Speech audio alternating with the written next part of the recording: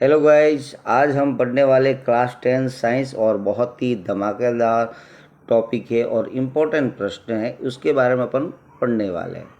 और प्रश्न है जल का विद्युत अपघटन। ये क्या होता है, इस पे से कौन कौन से बोर्ड के अंदर प्रश्न पूछे जाते हैं। सबसे पहले बात करते हैं कि बोर्ड के एग्जाम में किस टाइप का प्रश्न आ सकता है इस टॉपिक से। सबसे पहले आपको 1 नंबर का प्रश्न पूछा जा सकता है, जल का विद्युत अपघटन का नामांकित चित्र बनाइए। ओके। दूसरा जो इम्पोर्टेंट प्रश्न रहता है कि इस जल का विद्युत अपघटन करते हैं तो इसके अंदर एक एनोड है और एक कैथोड है, और एनोड पर जब अपन प्रयोग पूरा करेंगे तो ऐसे पूछा जा सकता है कि जो एनोड है, एनोड पर कौन सी गैस प्राप्त होती है और कैथोड पर कौन सी गैस प्राप्त होती है, और इनकी जांच भी पूछी जा सकती है। तो हम पूरा प्रयोग पढ़ते हैं। इसके लिए आराम से इसको चित्र को पहले देखिए, क्या क्या आपको दिख रहा है, सारी बातें लिखी हुई है, घबराने की कोई ज़रूरत नहीं है। तो चढ़िए।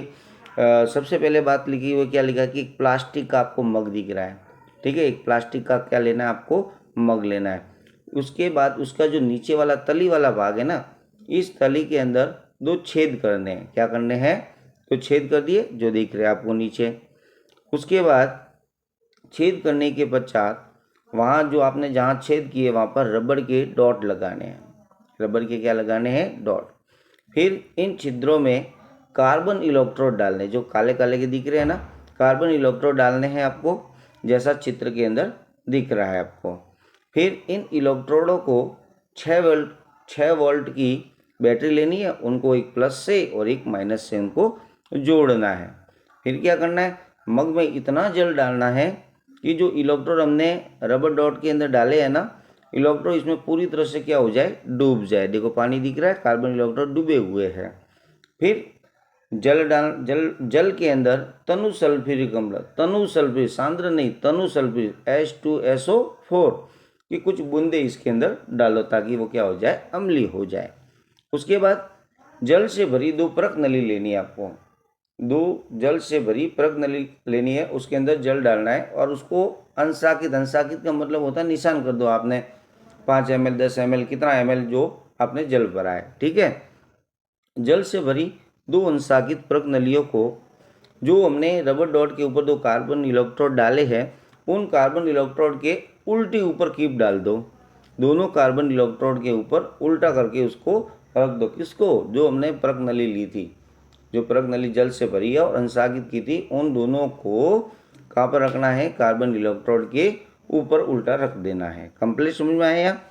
अब क्या करना है, हमने संयोजक तार वगैरह सब बैटरी से जोड़ दिया, बीच में कुंजी है, कुंजी से अपन कुंजी को ऑन करेंगे तो विद्युत धारा है वो प्रवाहित होने देना है। कुछ देर के लिए उसके अंदर विद्युत धारा प्रवाहित होगी, उसके बाद उसको बंद कर दो। ठीक है, आप देखोगे, आप ध्यान से देखना क्या हो रहा है अभी।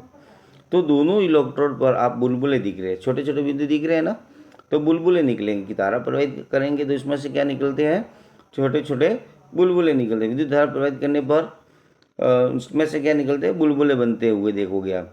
ये बुलबुले जो अंशाकित नली से जल को क्या करेंगे, विस्थापित करें। हमने जल भरा था और इधर से आ रही है आपके विद्युत धारा प्रवाहित कर रही है, तो बुलबुले निकल रही है, इसका मतलब गैस बन रही है। वो गैस क्या करेगी, अंशाकित जल जो परख नली के अंदर डाला है उसको विस्थापित करेगा, हटाएगा, उसको विस्थापित कर देता है। अब प्रश्न ये पूछ रहा है, क्या दोनों परख नलियों में एकत्रित गैस का आयतन समान है। एक तो पहला प्रश्न, जब दोनों परख नलियाँ गैस से भर जाए तब उसको सावधानी से क्या कर लेना है, हटाना है। जो गैस दोनों परख नली में भर जाए पूरी तरह से, तब उसको सावधानी से हटाना है। तो आपको ध्यान रखना है कि जो एनोड होगा, एनोड से मतलब अ से स्टार्ट हो रहा है, अ से ऑक्सीजन। एनोड पर क्या बनती है, कौन सी गैस बनती है, ऑक्सीजन। और कैथोड पर कौन सी बनती है, हाइड्रोजन, क्योंकि अपन जल का अपघटन करवा रहे। जल का अपघटन का सूत्र, जल का सूत्र क्या होता है, जल का होता है H2O। अब इसका जल अपघटन करवाएंगे तो कौन सी गैस दिख रही है, देखो, हाइड्रोजन और ऑक्सीजन। याद रखना है, ऑक्सीजन होगी वो एनोड पर होगी और हाइड्रोजन होगी वो कैथोड पर होगी। समझ में आया क्या, ठीक है। एक तो ये प्रश्न समझ में आ गया होगा पूरा प्रयोग आपको। बुलबुले किस में ज़्यादा निकल रहे हैं आपको देख रहा, ऑक्सीजन की ज़्यादा होगा, हाइड्रोजन के कम होंगे। ओके, समझ में आया कि नहीं आया पूरा प्रयोग। तो बहुत ही शानदार प्रश्न है। आज हमने क्या पढ़ा, जल का विद्युत अपघटन। बहुत ही सरल है, चित्र आपको याद रखना है आराम से। एक प्रज्ञानली दिख रही है आपको, ग्रेफाइट की रॉड दिख रही है, जो कार्बन इलेक्ट्रोड हमने कहा है उसको, ठीक है। स्विच है, 6 वोल्ट की क्या है बैटरी है। पूरा प्रयोग करना है आराम से, सिंपल प्रयोग है, समझ में आ जाएगा। 2 प्रश्न इंपॉर्टेंट चित्र पूछा जाएगा, और एनोड और कैथोड पर कौन सी गैस बनती है। तो एनोड पर बनती है ऑक्सीजन और कैथोड पर बनती है हाइड्रोजन।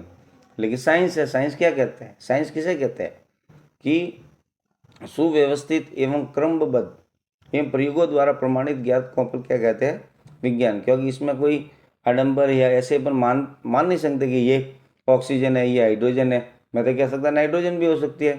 तो नहीं, हमें क्या करनी पड़ेगी, जांच करनी पड़ेगी वास्तव में कि एनोड पर ऑक्सीजन है या नहीं है।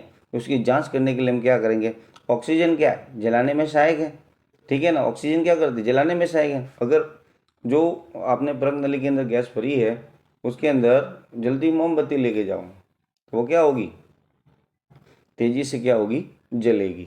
इसका मतलब तेजी से जल रही है, इसका मतलब वो कौन सी गैस है, ऑक्सीजन। और हाइड्रोजन की अगर है, हाइड्रोजन क्या करता है, पॉप ध्वनि के साथ में ध्वनि उत्पन्न करता है। जब जैसे ही आप लेके जाओगे तो पॉप ध्वनि उत्पन्न होगी, और पॉप ध्वनि करती है वो क्या होता है, आपका हाइड्रोजन को शो करती है। तो आई होप आपको समझ में आया होगा। वीडियो अगर अच्छा लगा हो तो वीडियो को लाइक, शेयर और सब्सक्राइब करना ना भूलें। Thank you. जय हिंद, जय भारत।